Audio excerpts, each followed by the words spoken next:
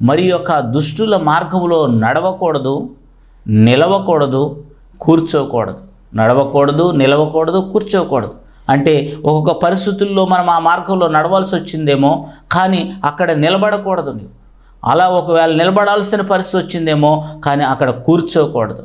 కనుక ఈ విధంగా నీవు ఎప్పుడైతే జాగ్రత్త కలిగి ఉంటావో నిశ్చయంగా నిన్ను నీవు కాపాడుకుంటావు. ఆ యొక్క పాపులలో చేరకుండా ప్రత్యేకంగా నీవు జీవించగలుగుతావని కూడా ప్రభువు పేరట తెలియచేస్తూ ఉన్నాను. కనుక దేని బిడ్డలారా, హెర్మిన్ అనేటువంటి ఒక జంతువు ఉంటుంది. అది ఎప్పుడు కూడా అపవిత్రతను ఇష్టపడదండి, అశుద్ధతను ఇష్టపడదు. కాబట్టి అంత ప్రత్యేకంగా ఉంటుంది, పరిశుద్ధంగా ఉంటుంది.